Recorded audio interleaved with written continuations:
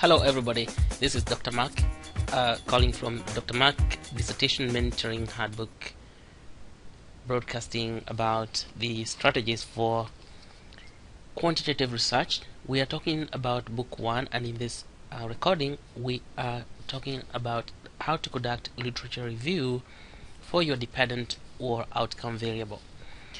So how do you go about doing a literature review for your dependent or outcome variable? And remember that you are reporting this in chapter 2 of your dissertation proposal. So the first thing you do is to remind your reader, about the dependent variable. Tell the reader what your dependent variable is in the first sentence. Use the term dependent variable if your design is experimental. Use the term predictor variable if the design is quasi-experimental or non-experimental. Thus, your first sentence should sound something like this: the dependent or outcome variable in the study is dash dash dash. So when you do that, you write a definition of the dependent or outcome variable in one paragraph. Then you support your definition with citations from literature. Always never forget that. Always support your definitions with citations. Then explain to the reader that you will be discussing the dependent or outcome variable from 3 perspectives: the history of the dependent variable, the current reality, and the gap in literature. Consequently, you will divide the discussion about the dependent or outcome variable into 3 subtopics. So the first subtopic then would be the history of your dependent or outcome variable. Then the second one would be the current reality about the dependent or outcome variable, and then the gap in literature about your dependent or outcome variable. Finally, write a conclusion about the dependent or outcome variable. So how do you go about creating a history of your dependent or outcome variable? Now, I advise to remember the rule of 3s when discussing the history of the dependent or outcome variable. In the first paragraph, explain how you define history. So that is the first item in the rule of 3, to define. The second, you can classify history in decades, periods, or epochs. One good way to classify history is by decades. You can frame your discussions around events happening by decades for events confined within 1 century. You can frame your discussions around events happening by centuries for events spanning multiple centuries within a millennium. For example, a history of the internet as a dependent or outcome variable is amenable to classification by decades. A history of writing as a dependent or outcome variable is amenable to classification by centuries, because we have been writing for centuries, ever since the Bible was written, or the Quran, or such old texts.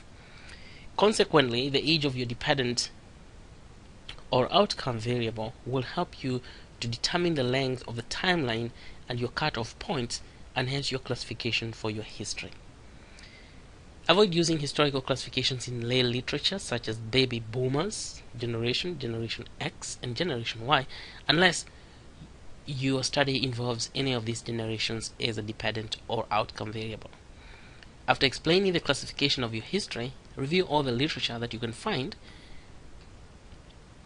about the dependent variable from the earliest date until 5 years ago. Discuss the literature from history in chronological order. Start with the earliest events, work your way towards the most recent events. Write as many subsections as necessary.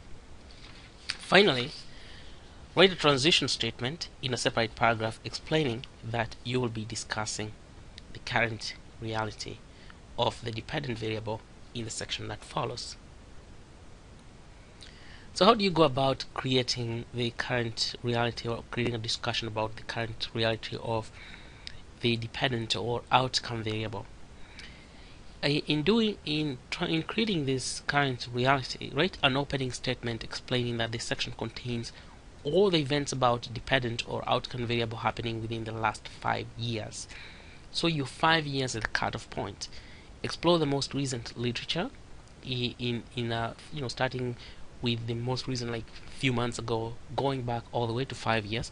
Find out the recent findings about the outcome or dependent variable. Explain the findings in 3 subsections. 1. What are the findings?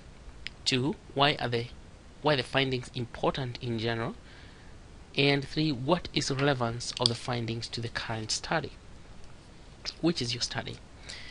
A discussion about the relevance of findings to the current study will lead nicely to a discussion about the gap in literature, about the dependent or outcome variable.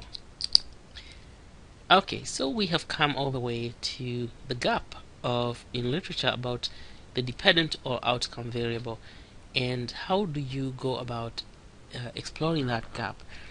When reviewing literature about dependent and outcome variable, you'll come across puzzling questions, many of which remain unanswered.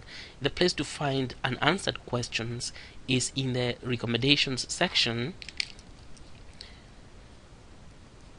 excuse me, of peer-reviewed articles. The standard practice for all peer-reviewed articles is a section dedicated to recommendations for future research. You will find this section at the end of the discussion of a peer-reviewed article. Others use this section to explain issues they could not explain in their research. Others give different kinds of reasons for recommendations for further research. For example, they could have stumbled upon a new information that did not fit the analysis model. Consequently, they could not use their model to explain the information. In such a case, they can suggest further investigation using a different kind of model. The more reasoned the article, the more likely the recommendation remain unexplored. This is one of the major reasons for requirement of the 85% rule for literature review of less than 5 years. Researchers have most likely addressed recommendations from old literature in the newer literature, so you don't want to look at gap in literature in the very old literature. So another point to remember is that you cannot answer all the unanswered questions. When reviewing recommendations from articles in recent literature, always ask yourself, how does this recommendation tie in with my research question? Okay? Recommendations that do not tie in with your research question can be serious distraction for you. Leave them alone. Someone else will take care of them. Take only those recommendations that tie with what you're doing. Let other people take the rest. A good strategy to structure the gap in literature section is to make a list of relevant recommendations about a dependent variable in the recent literature. From that list, then select the recommendations that you think are most relevant to the research question. Draw a matrix of analysis of selected recommendations as shown in Table 6 in Chapter 7 of Dr. Mark Dissertation Mentoring Handbook. Explain why each of the recommendations is relevant in a separate paragraph. When done with the analysis of the recommendations, write a new paragraph explaining that you will write about summary with a conclusion of the dependent variable in a section that follows. Alright, so I think we are doing well so far. Let's examine how you draft a conclusion about your dependent or outcome variable. And again, remember we use the term dependent for experimental studies, and when we're not doing an experiment, for example, in a non-experimental study or quasi-experimental study, we do not use the term dependent variable. Instead, we use the term outcome variable. The other terms that are used by scientists all over, but besides outcome variable, you can always find them out, but do not use the term dependent unless you are doing an experiment. The conclusion of the dependent or outcome variable is, in a sense, a summary of the discussions about dependent or the outcome variable itself. In this section, summarize the discussion about the history in one paragraph, summarize the discussion about the current literature in one paragraph, and finally summarize the discussion about recommendations or gap in literature in the third paragraph. That means that you're going to have 3 paragraphs in your summary. Then write a conclusion of this section and close the section by stating that you will turn your attention to the research tool in the next section. Okay, so we can enjoy some music a little bit by Kalimba, Mr. Scruff. Yes. Again, Dr. Mark Dissertation Mentoring Handbook gives you wings to fly far and high in your dissertation research. Book 1 is meant for doctoral learners working on quantitative dissertation projects. You are encouraged to read this handbook the earliest possible in your dissertation process, preferably before you start formulating your statement of the problem. Dr. Mark Dissertation Mentoring Handbook is supported by doctoral research seminars. If you want to learn more about the seminars, you can go to www.e.kdnc.org/e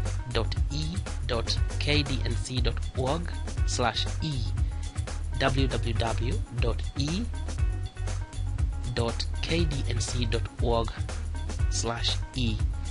Thank you.